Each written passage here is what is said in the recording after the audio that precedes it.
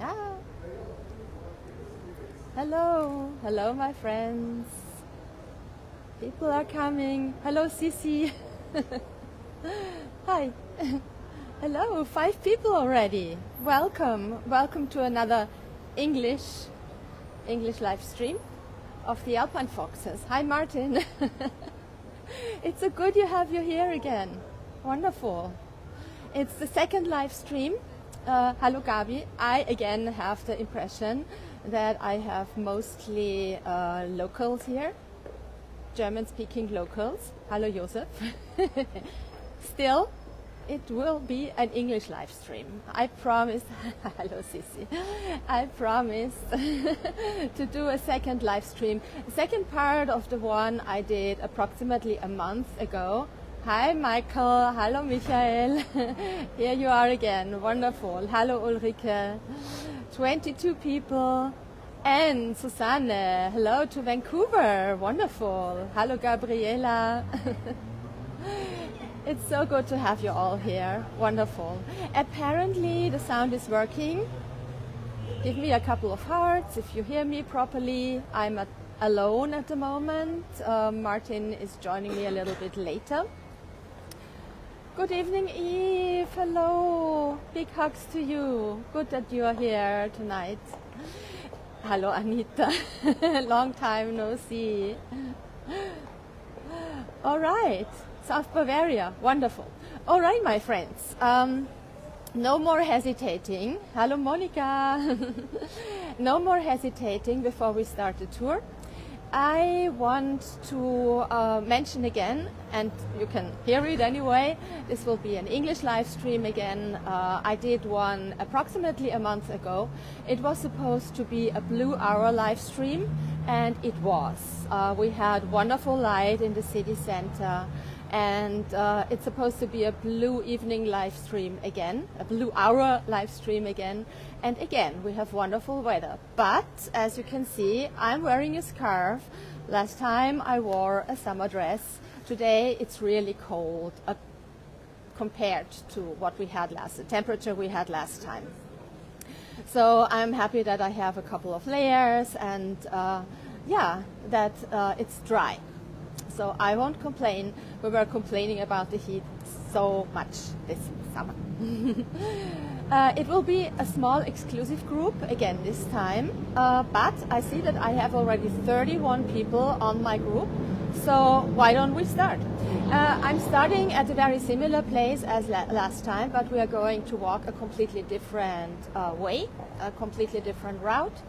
And I'll try to show you as much as possible the most beautiful corners. We are in the city center of Vienna again, and yeah, I'll show you as much as I can. I have made no plan. I just start wandering around with you in my right hand, and we will see what we are going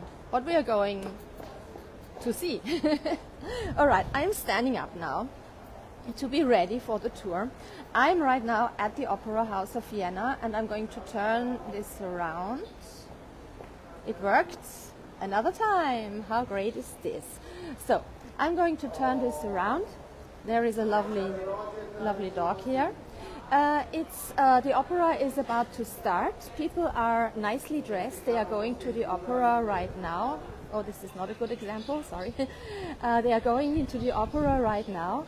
I just checked the performance tonight, and it will be Verdi's Don Carlo. As you can see, we have blue skies. The sun is about to set very soon, and we will have a very, very beautiful sky again. So we are on the side of the opera here with one of the 2 opera fountains, and my plan is to walk around. Feel free, please, to write the comments. I'm not sure if I will see all of them, but if I see them, I will try to answer all your questions. Okay, so let's get started. For those who have never been to Vienna, and this is actually a stream, of course, also for the locals and also for those who have been to Vienna, but also for people who have never been to Vienna. The Opera House is here at the Ringstraße of Vienna. That's the big street right in front of us. Believe me or not, but until the year 1945, over there, where you see the 1950s building nowadays, used to be the most beautiful apartment house of Vienna. It was the so-called Heinrichshof. But the Heinrichshof was like the Opera House and like many other buildings in this area, hit by a couple of bombs in the last weeks of the year 1945. And then, as the government just had to do, there was no other choice, there was a decision made not to replace or rebuild the old architecture, but to build something new in the style of the days and also cheaper, of course. Only the Opera House was lucky because there, kind of lucky, because there the facade was spared by the bombs. Only the inside was destroyed by bombs. And when you go into the Opera House nowadays, you will find out that many parts of the inside are 1950 style, but very beautiful 1950 style. I like the 1950 style, not always, but sometimes. And in the Opera House, they really did a very great job. So, I'm going to start walking around the opera now. Lots of people are on the streets, as you can see. The city is packed. It has been packed during the whole season, during the whole summer, and somehow I have the impression that it's not ending this year. It's tourists, guests, visitors, all the time. We're still looking at the Heinrichshof. Now you see the whole length of it. Formerly, when it was still the beautiful old Heinrichshof, a very famous opera singer lived in there. That was Leo Slezak. He had a huge apartment and he had not a far way to go when there was a performance due in the Opera House. So now I have to make my way along the crowds of the people. A little view over to the Hotel Bristol. Next door, we are here at a mile of the expensive 5-star hotels. There is actually one after the other. People are just coming out from the sightseeing bus. We'll leave them on the left side and walk a little bit along the Ring Avenue, just a few steps. Ring Avenue is always a little bit problematic because it's very loud, but it gives me the chance to show you the opera from the front side, which is very beautiful. And to do this, I'm going to step here into the middle. Always have to be careful that I'm not run down by one of the many cars. And here you go. This is the front side of the Opera House with the beautiful veranda or pergola with the two Pegasus on the top floor, and you see the great blue sky that is greeting us tonight again, this evening again. It will be only a few weeks until they are going to put in glasses like windows here in the veranda, because the veranda is one of the intermission rooms of the Opera House. In the warm season, you can step outside, you can have a look down on the Ring Avenue. In the cold season, it could not be used for a long time, for decades and decades. And then someone had the great idea to put windows inside, and now it can also be used in the winter months. So you see still people walking inside. The opera performance will start very soon. You can also see the beautiful paintings inside the veranda, on the ceiling of the veranda. It's still the typical late 19th century style. Our opera was designed by two architects, Mr. Sickertsburg and Mr. van der Nul. And there is a kind of a tragical story about this opera, because, you know, the Viennese people are always big complainers, and when the Opera House finally was built, people were complaining about the acoustics. They said the acoustics is so bad, we cannot understand a word, what is sung in the Opera House. And also Emperor Franz Joseph complained about the acoustics. Some people said it looks like a sunken box. Some people said it looks like a big railway station. And that altogether was the reason why one of the architects committed suicide. So it's a really tragic story. And the other architect later died because of a broken heart. He did not get any jobs anymore, and so he also died. Had he known, or had they known, that nowadays everyone loves the opera house, and everyone, many people like the opera house. Not everyone likes the opera. I do from time to time. How about you? But had they known that nowadays people are standing in line for touring the opera house because they want to see the inside. Had they known that people in crowds are going into the opera tonight to watch the performance because the acoustics is definitely not bad in there, they would have been very happy, I think. I like to imagine the two architects happy about the final outcome. We just walked around it now. We are on the other side. On both sides of the opera is a fountain. There is a very beautiful fountain, and we just saw the other one. That's where we started. And here is a great view on the facade of this temple of music. Still people going inside.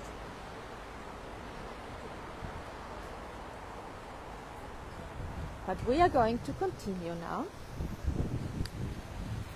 because we have to look at many more things tonight.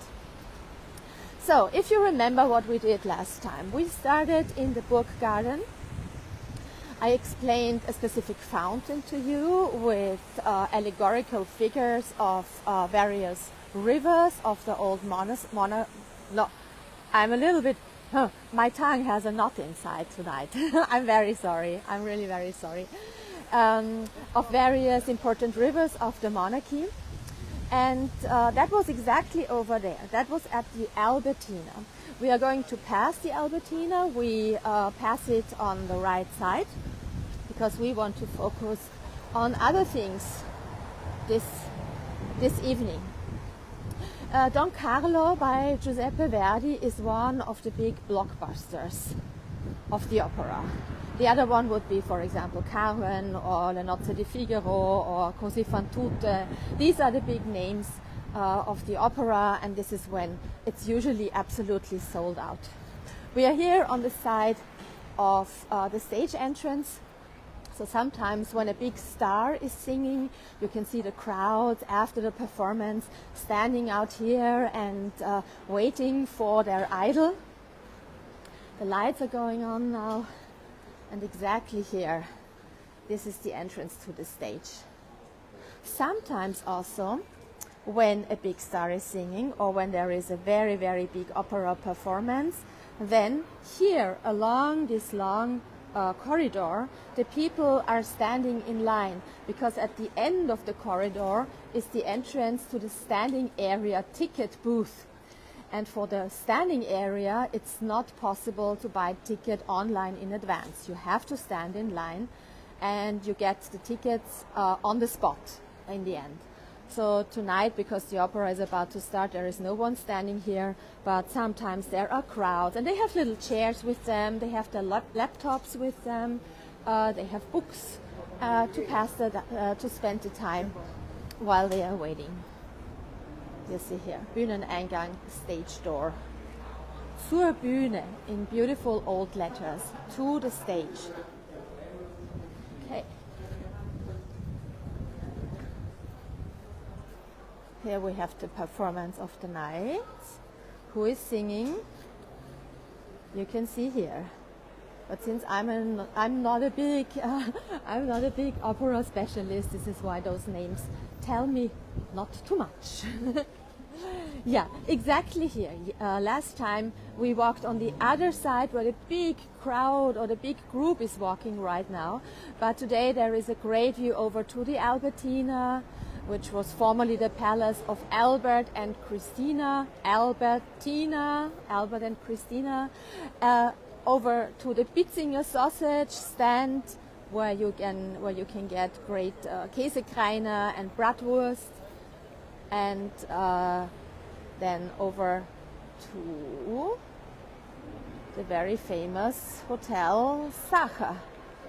There it is. It was always a tradition for people who attended a performance in the Opera House to go after the performance into the Sacher Hotel. Why? Because in the Sacher Hotel there is a very famous bar, the so-called Blue Bar. And there is also a very beautiful restaurant, the Rote, no, what's the name? It's like the interior is kept in red, and there is also one that is kept in green. So the people go to the Sacher Hotel to have dinner after the Opera House. And now the lights went on. You see it? This is the back side of the opera. We encircled in it once now. This is up there, for example. You have rehearsal halls for the ballet. We have an own ballet school here at the opera.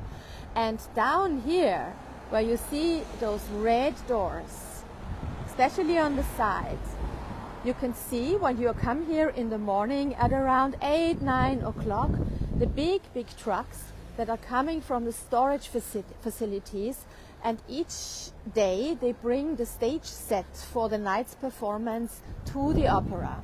It's a little bit complicated because the opera itself has no big storage facilities. That means that the trucks have to bring the stage set for the night's performance here, and then the whole is this area inside the island of Venetian. We are in Vienna. We are not in Venice. We are in Vienna, in Austria. But Venice also has a great opera house, La Fenice. Maybe one day I'm going to do a live stream from Venice. Then I will show you La Fenice. This is the Vienna State Opera here. But we are in the city center of Vienna, absolutely. So they have to push the whole truck into the opera house. Here, behind the red doors, is a huge elevator that lifts the whole truck up to stage level. There they unload the stage set, take it all out, and the truck goes down again and then back out of the city center, because the big storage facilities are a little bit away from the opera house. For some reason, the two architects did not plan any storage facilities, and that is why it has to be a little bit complicated. Very, very Viennese. Why easy when it can be complicated? At the Sacher Hotel, in the meantime, where later all the fans of the opera are going to have their drinks, their champagne, or maybe also a schnitzel, because they serve very good food in here as well, the people are standing in line in front of Sacher Café. You can peek a little bit into Sacher Café. Let me show you here. See, people are sitting in here, enjoying a Sacher cake or whatever. I personally am not a fan of Sacher cake, but many people are. And I hope that everyone enjoys it. I love other things, other sweet things. And the people who don't stay at the Sacher Hotel have to stand in line. So there is always a line in front of the Sacher Hotel coffee house. There is always a line in front of, Demmel's pastry shop, which is further inside the city. And there is always a line in front of Fiegelmüller, because Fiegelmüller is the most famous schnitzel place of Vienna. So for my friends, oopsie, that's also a friend of mine, the doorman. So for my friends who know Vienna, I hope you don't mind that we have a little touristy tour tonight, but it might also be fun. Now you know how I am touring with my American and international clients. Before the Hotel Sacher was built, there was an older house here. And in this older house lived a very famous composer. You can see his name written here on the marble plaque. It was Antonio Vivaldi. Why is the cafe so famous? Just the vibe.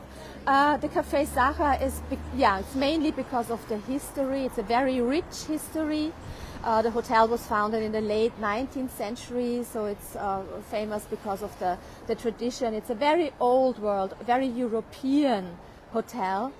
But it's also famous for its cakes and for its coffee, for the whole tradition, you know, for the Viennese, for the very Viennese tradition to go sit down in a comfortable coffee house and enjoy the time. And especially now when the days are getting shorter, when the days and evenings are getting colder, then of course we enjoy it even more. What I wanted to tell you about Antonio Vivaldi, who you all know, I suppose. He was actually from Venice. Here we have Venice again. And he was pretty successful in Italy. He had an own orchestra, which was, interestingly enough, only a girls-only orchestra in the 17th century, okay? So a very modern idea to have a girls and women-only orchestra.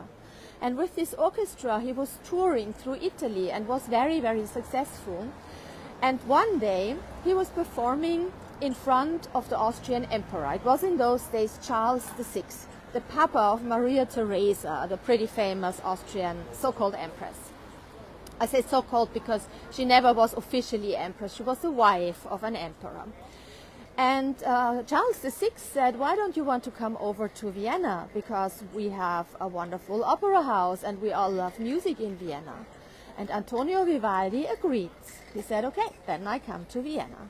He moved to Vienna only to find out, you know, communication was a little bit trickier in those days, only to find out that Charles VI, who had invited him to come to Vienna, had died. And that his daughter, Maria Theresa, was not interested in Vivaldi's music at all. She had other favorites. For example, Christoph Willibald Gluck, who was also the music teacher of her children. And she had many children. She had 16 children. They all had to learn how to play the piano or the cembalo or the pianoforte or how to sing. And she did not want Antonio Vivaldi to be the music teacher of their children. So poor Vivaldi finally ended with no jobs, no performances at all. He died as a very poor man here in Vienna and was actually buried at a poor sinner's graveyard close to Karlskirche, which is not very far away from here. There's another tragical, oh, here is a fiacre. Ooh, a lot of Viennese candy I have for you tonight. A fiacre in front of the opera house. So it's another tragical story, just like the story of the two architects of the opera who could not stand the fact that people disliked their building. Antonio Vivaldi actually died as a very poor man, and no one was really caring about his funeral at all. Nowadays, in the Charles Church, close to the place where he was buried, they are performing Vivaldi concerts practically each and every evening. But in his lifetime, people did not want to hear his music. We are leaving the Hotel Sacher. They also have a shop here. They have the most expensive Christmas ornaments that you can imagine. It's incredible. And we are walking only a few steps along the bustling shopping street, Kärntner Straße, because I want to show you something very beautiful here. Usually I try to avoid Kärntner Straße. I'm not a big shopper, so yeah, believe me or not, but I'm really not a big shopper. Even women's clothes, I don't like to shop. But I want to show you a very beautiful shop here in Kärntner Straße. And while we are wandering along the street, please admire with me the southern spire of St. Stephen's Cathedral. For those who joined me on my last stream in August, maybe you remember that we finished the tour behind St. Stephen's Cathedral. Today we are going closer to St. Stephen's as well, but we are taking a different way. Over there is the Casino of Vienna. Casino is in an old aristocratic palace. So that was originally the Palais Esterhazy here, where a noble family used to live. the only reason why I'm taking you along the Kärntner Street is the Lobmeier store, which is coming up. Kärntner Street has its name from the fact that it leads from the city center right down, see, Halle Esterhazy again, to the south of Austria. So would you continue going into this direction or better driving into this direction, you would finally end up in the southernmost Austrian province, which has the name Kärnten, thus Kärntner Street. So this street leads directly down to Kärnten, but it takes a while to get there, of course. But I'm walking over to the Lobmeier store. What is Lobmeier? Lobmeier is a company that has been founded in the year 1823, so a long time ago. It is still a family-owned company. It's not the Lobmeier family itself anymore, or it has not the name Lobmeier anymore, but the family is now the family Rath. Mr. Rath used to be a cousin of the actual Mr. Lobmeier, because Lobmeier himself had no children. And what are they producing are chandeliers. What they are producing are chandeliers, very beautiful chandeliers, but also glassware for the table. And they are producing those beautiful chandeliers in a workshop in Vienna's 3rd district. Have a look at Maltese Church here. It's a little bit squeezed into other buildings at Kärntner Straße. The Maltese Church with the Maltese cross. Hallo Kärntner Fuchs.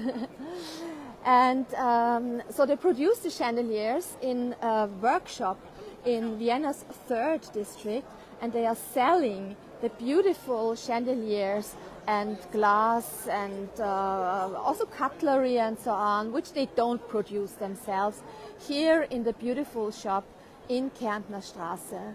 You see J and L Lobmeier, Joseph and Ludwig Lobmeier, or was it Johann Lobmeier, and it was founded in the year 1823 and is still existing. The most famous chandeliers that they ever produced were the chandeliers for the Metropolitan Opera in New York. And you can see a small variation of the Met chandelier over there. I pointed out, it's this one here. Although in the Metropolitan Opera they are much, much larger. These are the ones that you see in the foyer of the opera in New York and also in the auditorium. These are the ones that are lifting up to the ceiling before the performance actually starts. So this is a modern variation of a chandelier. I remember that I once had a tour in the workshop of the Lobmeier company, and the owner of the company told me that when he was a child, his grandfather was making experiments with oranges and toothpicks in order to get the correct shape for the Met chandelier, because the opera in New York wanted to have a cool, modern chandelier. And so he created the so-called Sputnik, or bursting star, which you can see over there. If you want, you can come here and buy a Met chandelier for your own apartment. I personally prefer the old ones, so they have chandeliers from different centuries. They are making new ones, but also restore old chandeliers. So when your chandelier is dirty, the electricity does not work anymore, or you want to have it cleaned because the crystal is getting dirty very quickly, yeah? Then you can take it to the Lobmeier store and they will take care of it. There is a very beautiful staircase at the end of the shop. That's leading up to the 1st floor, and on the 1st floor they have a glass museum where they are showing old products of their company. It's for free, so if you ever come to Vienna, you can step into the beautiful shop and then you can go upstairs to see the glass museum for free. And here you can see J.L. Lobmeier, Glashandlung, founded in the year 1823. That was the main reason why I wanted to go here, and now we are wandering off.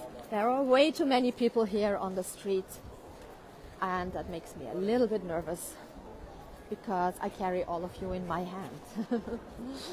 Another flagship store is right in front of us. This is Swarovski, and this is the last big store that I'm going to mention because this is not a shopping tour. This is a sightseeing tour.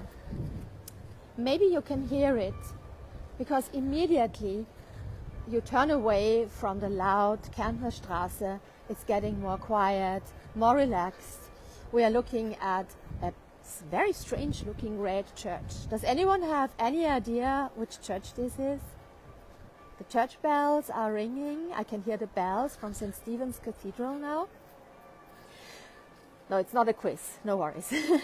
The church in front of us is Capuchin Church, Kapuzinerkirche. And Capuchin Church is important in the city. Absolutely correct, Michaela. Capuchin Church is important in Vienna because under the church is the crypt of the Habsburgs, the Capuchin crypt. It's also written above the entrance over there. The Capuchin crypt is the place where 150 Habsburgs are buried in partly weird, huge Baroque sarcophagi. The bodies are buried here. The hearts, Cappuccino Church. Yeah, Martin, I know that you know it. Where are you, by the way? The hearts of the Habsburgs are buried in a different church, in Augustiner Church, in St. Augustine's Church, and the intestines are buried in boxes filled with alcohol under the high altar in St. Stephen's Cathedral. It's a very strange way to be buried, I absolutely understand, but it has a very simple meaning. When a Habsburg died long ago, and you know the Habsburgs were the ruling family of Austria for hundreds and hundreds of years, when a Habsburg died, it was a tradition that he or she was put into the open coffin, into the palace or into a church for a couple of days, and the people had the possibility to say kind of goodbye to their emperor as a last greeting. This was perfectly okay in the winter months. This was maybe not so okay in the summer months when it was really hot, because it started smelling very quickly. So they had to do something the old Egyptians already did. They embalmed the bodies. And according to the old Egyptian ritual, embalming a body meant taking out those parts who decayed very quickly. The brain, the intestines, the heart. And since these were royal intestines, they didn't want to throw them into the next bin, I suppose, but put it into a little box, like an urn, and buried it under the high altar of St. Stephen's Cathedral. The hearts were put into little silver urns and buried in the so-called Heart Chapel of St. Augustine's Church, and the bodies finally in the big sarcophagi here in the Capuchin crypt. The reason why they split them between three different churches was simply that not only one church should be honored by the presence of a Habsburg. They should all have a part. Isn't that nice? Nowadays the Habsburg family still exists, but they are not buried in here. The last person who was really buried in here came here about 1 year ago, and that was really the last one. We are here on a square that has the name Neuer Markt or New Market. I personally like this square a lot because I think it's very beautiful. Probably not the houses over there, but you will see the other side very quickly. And these houses I like a lot. And I especially like the fountain here in the middle, and I would like to have a closer look at this fountain now. You remember, last time we started with a fountain and the figures on the fountain resembled or represented various rivers of the Austrian monarchy. It's absolutely the same here. That was a specific tradition, especially at the end of the 16th and beginning of the 18th century. And that's exactly what the artist Georg Raphael Donner also did here at the Donner Fountain. The Donner Fountain is the unofficial name of this fountain. The official name is the Providentia Fountain, the Fountain of Providence. And the rivers that are shown here are two rivers that are represented by gentlemen and two rivers that are represented by ladies. The favorite of everyone is the youngster here. He represents the river Traun, which is a river in Upper Austria. And I like him so much because he doesn't look at us. He is focusing on catching a fish. He has a trident in his hand, and in the water there is actually a fish. Can you see it? I don't know which fish exactly it is, but it's a very beautiful fish. He never catches it. He always holds the trident like this. Oh, there is Martin. There is Martin. Now I'm not alone anymore. And I'm getting more relaxed. My English is getting better slowly. So I started off very bad. Most people also like the Traun because of his beautiful backside. I'm not sure if touching it brings luck, but he's very beautiful. And you can see him here, how he's catching the fish. The other river over there, the neighbor, is, let me go over there to show her to you, is a lady.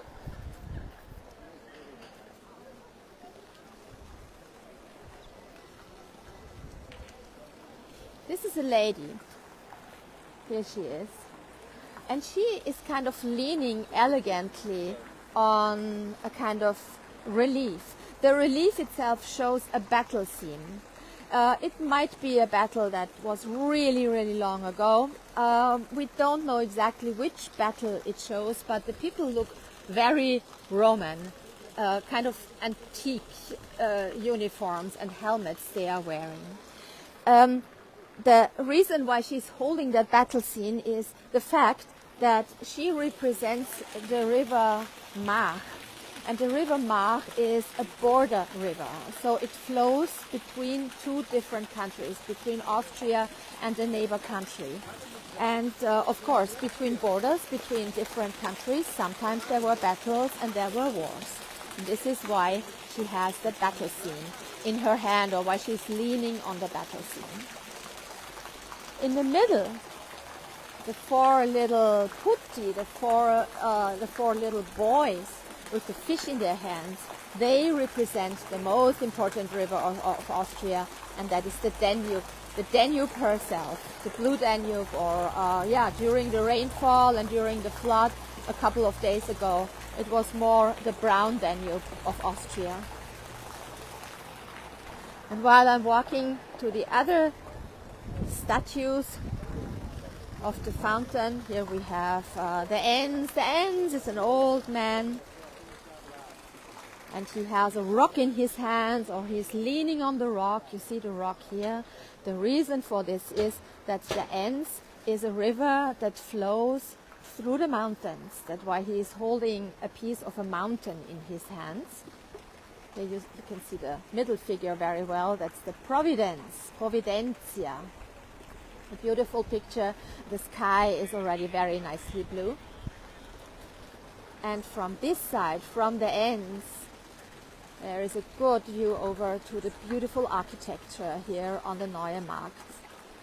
Sometimes very unusual architecture, because this is looks very Renaissance. It's not really a Renaissance house. It was built in a Renaissance style, but you don't see houses in that style a lot in the city, of Vienna at least.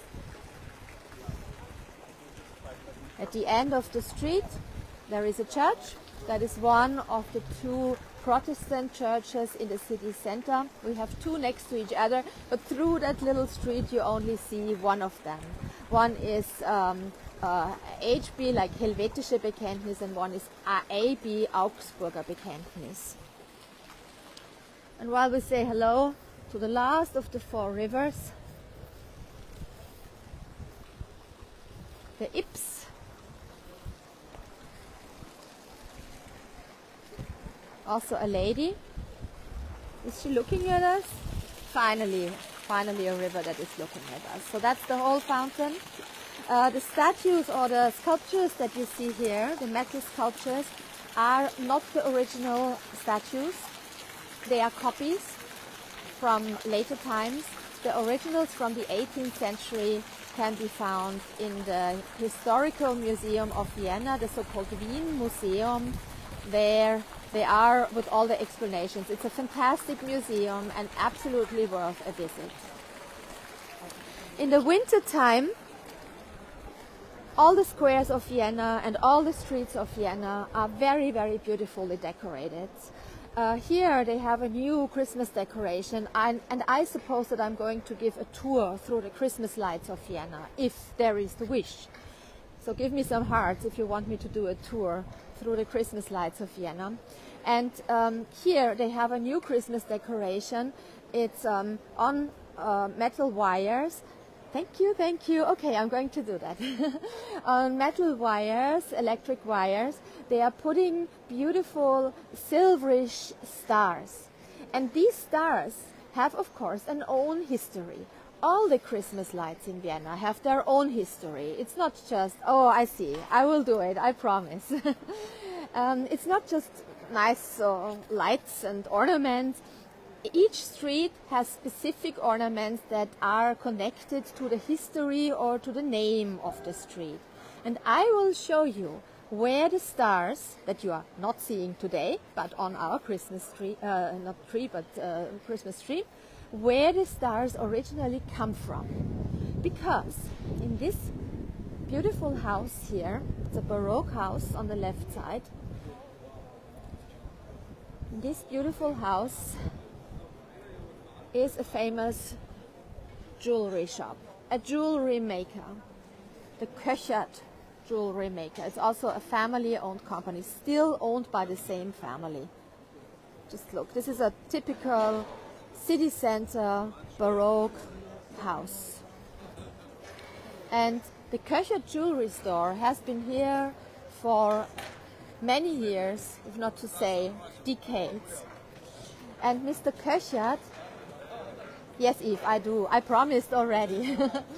And the Köchert company produced, jewelry already in the 19th century, the early 19th century. And they were the ones who produced jewelry for the royal family as well. And the most famous pieces that Köchert produced were the stars, the diamond stars that Empress Elizabeth is wearing in her hair on the famous painting by Franz Xaver Winterhalter. You can see the Winterhalter painting when you visit the imperial apartments in the Hofburg, for example. And you see her hair. She had long, dark hair. I'm sure that many of you or most of you have heard about Empress Elizabeth, or Sisi was her nickname. And her hair was, usually she had very complicated hairstyles, and when she had an official ball visit or so, then she wore the diamond stars in her hair. Nowadays they are still produced, and nowadays people who are not aristocratic can also buy them, so you can see them here as earrings, but also for the hair. But you need really long hair, dark hair, like Empress Elizabeth. And exactly like these diamond stars here, also the Christmas decoration on the square looks like. So there is, it's very thoughtful, okay? So it's not just decoration. Another thing I would like to show you here on Neuer Markt, on New Market, which was really formerly a marketplace. It was the so-called flower market. Not the blossom flower market, but the baking flower market. is the Oberla Kurkonditerei. Did I say I'm not going to show you any shops anymore? But this is so cute, isn't it? The decoration. It's all edible here. It says Süße Grüße aus Wien. Sweet greets from Vienna. Sweet greetings from Vienna. We have the little train made of candy or whatever, and the earth, the globe up here. That's so nice. You walk through Vienna and all the candy stores have the beautiful decoration, always according to the specific time of the year. Now it's definitely autumn, as you can see here in this window. I'm getting hungry. Okay, we are going a little bit back in this direction, and we are going to leave the big squares now. We left the Ringstraße with all its noise already. I want to wander a little bit through the smaller streets of Vienna now. We're getting closer to St. Stephen's again. There is the fountain in the middle. By the way, as a general rule, when you walk through Vienna, you can always say, when you see a modern building, like the one over there, in between old buildings, that there was some damage from the war. A bomb, I suppose, because we are coming from the opera area, and especially the area around the opera was badly hit by bombs in 1945. That's the reason why there are more modern buildings here than elsewhere in the old town of Vienna. So in general, you see a 1950s, 1960s building in the city center, in between old buildings, you know, aha, there was a bomb damage. It's another great view over to the Providencia fountain and the incredible architecture on the square. Fountains you can always find on old marketplaces because they needed the water for the horses, but you also needed the water to swipe down and clean the square after the market was closed for the night. Look, now we are in the blue hour again. Here it is. We are lucky. Okay, one more time we are going to cross Kärntnerstraße, the busy shopping street. We just crossed it, and I'm going to walk a little bit quicker now because I want to get in those small streets that make all the charm of Vienna. Just like the big imperial buildings at the Ring Avenue, also the small streets are very beautiful.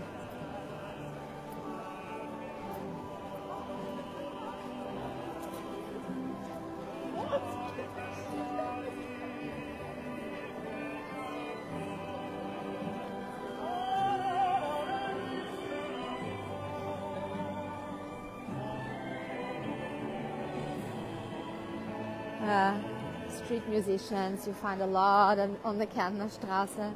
Some of them are really good. Sometimes I really like to stop and listen to them.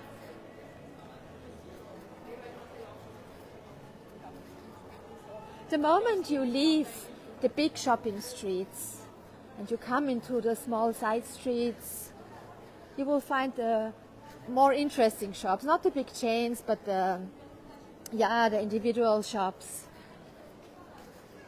with special things.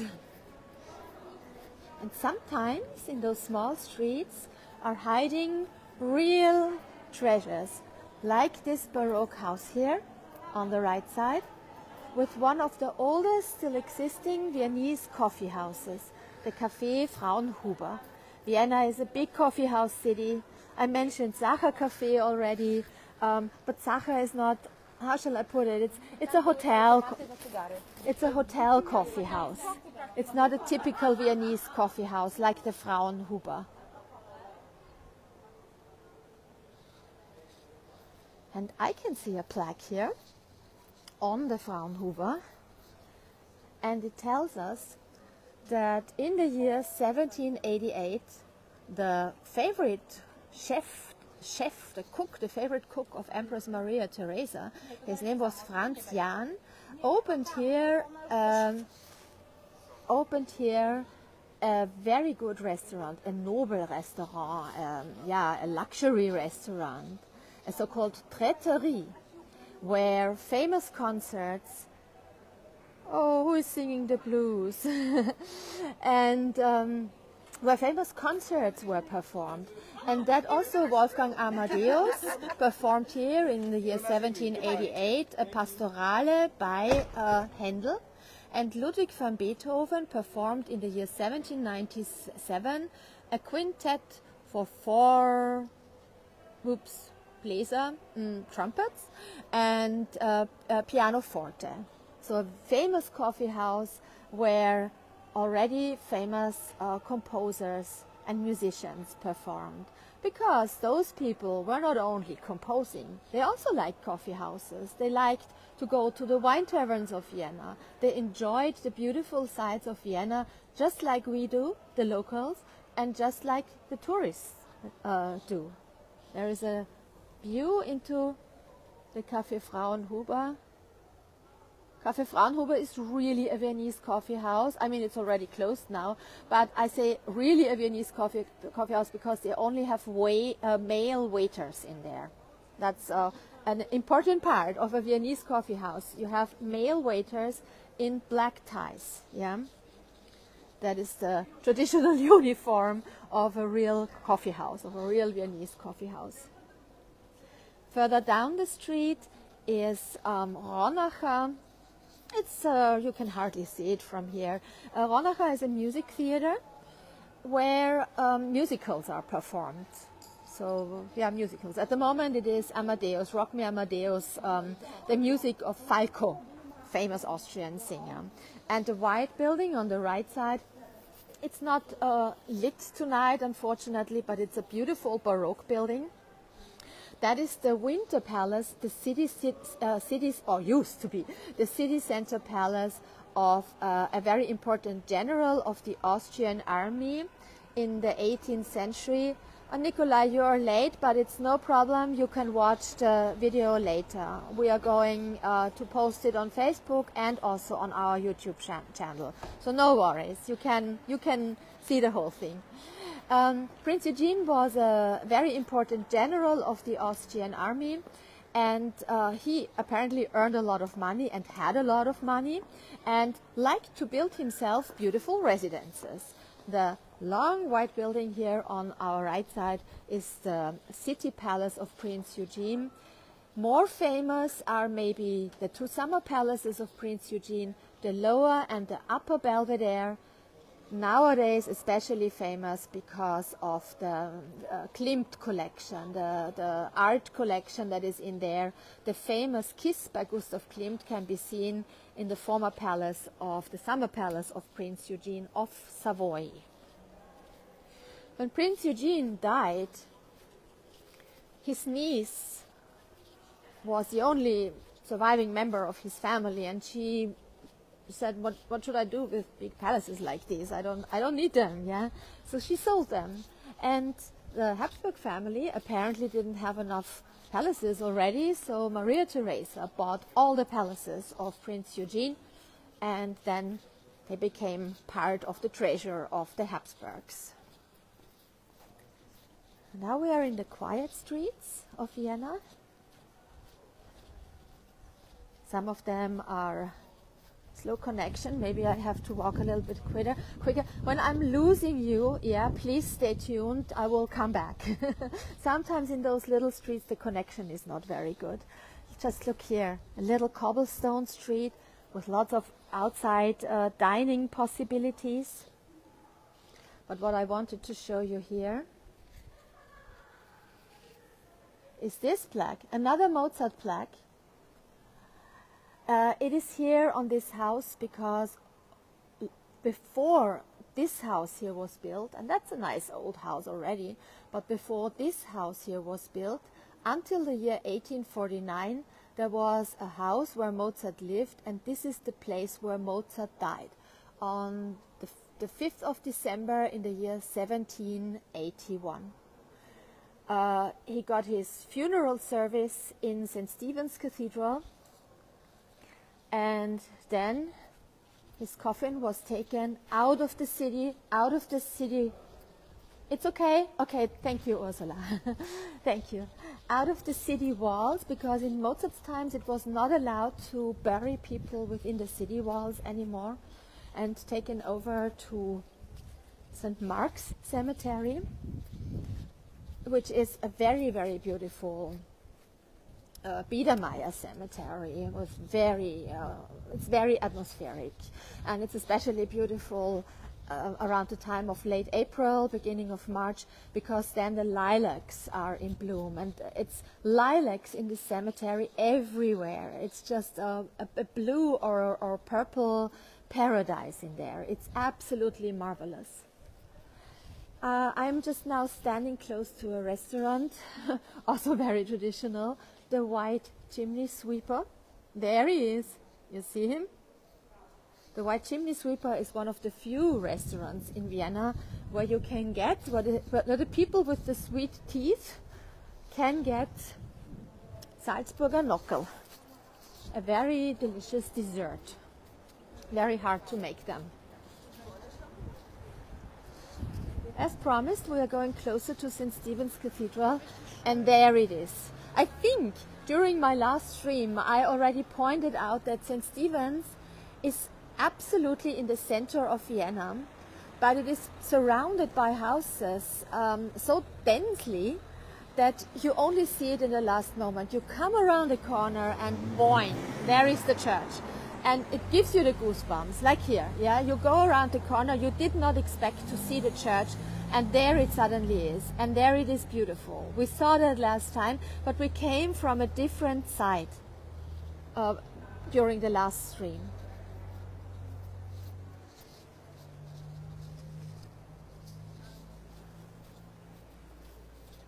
Wow, 1 hour is nearly over. Where did it go? I'm enjoying myself so much with you. It seems that I have to do a third part of this tour. I wanted to go much, much longer. I had a longer way in my mind today, but it seems that we are going to stop in front of St. Stephen's again. We are approaching St. Stephen's from a very specific angle tonight. We are coming around the corner. Again, there is of course the spire, but there is also that beautiful part of the roof, which we didn't see last time, I suppose, because we came from the other side. We came from Graben last time. So here, when we are looking through the Kurhausgasse here, at the end of the street, you see St. Stephen's and the roof of St. Stephen's. If you're talking about Salzburger Nockerl, that's such a great dessert, isn't it? Yeah. And on the roof of St. Stephen's is the old symbol of the double monarchy, the old Austro-Hungarian monarchy, the eagle with the two heads. One head is for Austria, one head is for Hungary, but the two heads only have one body, because the Emperor of Austria was also King of Hungary. That's the symbol of the double monarchy. Two heads, two countries, one ruler. And I don't know if you can see it through the camera, but there are letters inside the crest or the coat of arms on the chest of the eagle. It's F1. F1 means Franz the First. Franz the First lived at the end of the 18th, beginning of the 19th century, at the time of Napoleon and so on. And he paid in those years for the restoration of the roof. And that is why his initials are on the roof up there.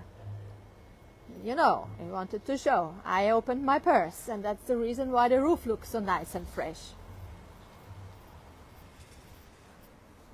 There, it's always a great view. Martin says, if you were lucky that your father baked perfect Salzburger Nockerl. I never managed once to bake perfect Salzburger Nockerl because you take them out of the oven too early and pop, it's like a sauce. And then it's very frustrating.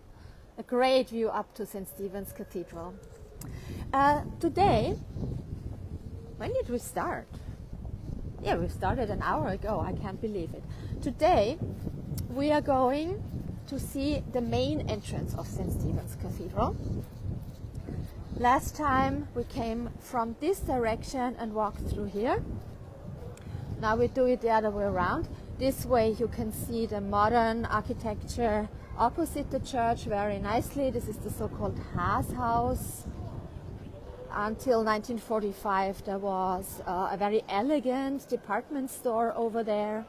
But in 1945 there were people inside, looters were inside. The Russians already came into the city and from the east, and locals went into the various department stores and looted in there. And to disguise what they were doing, they set fire to the house. And the fire destroyed, of course, the house, the old Haas department store, but the sparks also went over to the church, and some parts of the old roof completely burned down.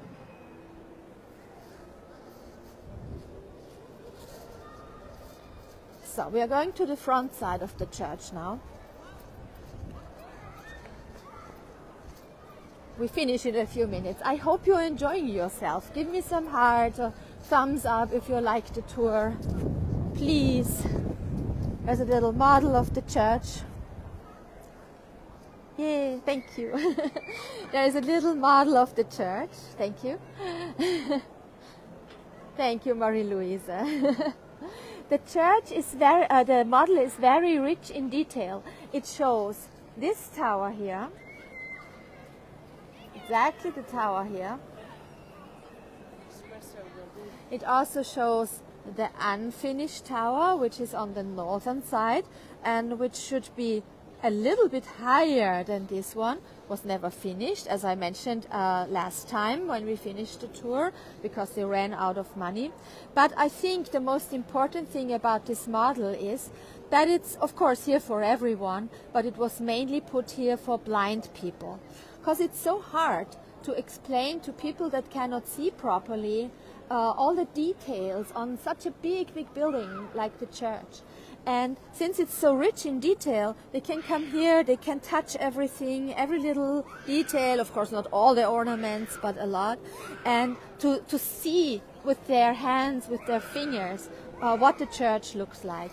And here on this side is also a description, yeah, in the Braille writing. We have that in some museums as well, close to the important paintings like the Kiss, for example. We also have 3D models of important pieces of art, so that blind people can also see them, more or less. I would like to walk to the street over there, because from there you will have a fantastic view over to the main entrance of St. Stephen's Cathedral.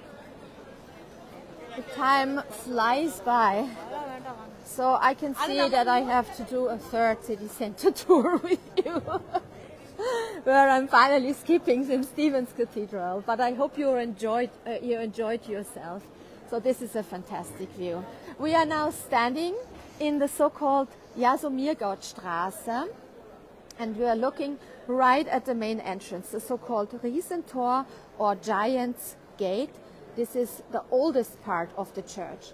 This was built at the transition between Romanesque and Gothic style. You can still see the Romanesque ornaments, the rounded ornaments. And originally it was only allowed to the highest aristocracy to walk through this gate. The other people had to go through the 4 other gates. There are on this side and on the other side. Each side has 2 more doors where the people can go inside. And this is a view up to the smaller spires. In all, St. Stephen's Cathedral has 4 spires. The big one, the southern one. Can I see it from here? No, it's hidden behind. It's hidden behind the main facade here. But it has the big one that you just saw. It has these 2 here, the old ones, and it has the northern spire, and the view over to the northern spire will, just like last time, be the last view of this tour today. And if you want, I will be very, very happy to do another, maybe final tour through the city center with you, maybe starting at St. Stephen's and then really walking through the small streets. I decided against walking through too many small streets today, because as you saw in that one little street where we walked, the signal is sometimes a little bit bad and not so perfect in there, and I really don't want to lose you. What is wrong with my tongue? It really has a knot inside tonight. I can remember that last time when I stopped the tour on the other side of this spire, I was kind of sweating like crazy because it was such a warm summer evening. Tonight, although I complained at the beginning that it's cold, tonight it's okay. Tonight it is okay. So, final explanation. Next to St. Stephen's is the Manna store. Maybe some of you have seen Manna already. Of course, the locals, you all know Manna. What I want to show you is the little symbol here. Manna has on each package of wafers a little St. Stephen's Cathedral. And the reason for this is that Manna pays the salary of one stonemason per year to the church. So they are big sponsors of the church. Also, they donate large sums of money to the church, and that is why they are allowed to have the little St. Stephen's on each and every package. And sometimes, when you walk around the church, you will find a gentleman, one of the stonemasons, maybe coming out from the workshop of the stonemasons, which is right over there, and he will wear a onesie, like an overall, in the Manna pink, and on his backside will be written, Manna loves St. Stephen's Cathedral.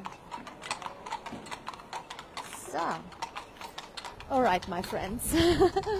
This was my second city center tour. I hope you enjoyed it. It was very exciting for me today. I don't know, because I was, somehow I walked a completely different way than I originally planned, but sometimes just walking around and enjoying might be nice. Candle time start with a lot of romantic. Yeah, I'm really looking forward to taking you around when the Christmas lights and all the Christmas trees and all the Christmas markets are in the city. For sure, I'm going to do that in English. I also plan to give a tour, a Christmas tour in Schönbrunn Palace, in the gardens of Schönbrunn Palace, through the Christmas market there with the big Christmas tree. I will do that for you and with you, of course, and probably I'll do a third city center walk in November or so. Yeah, let's see.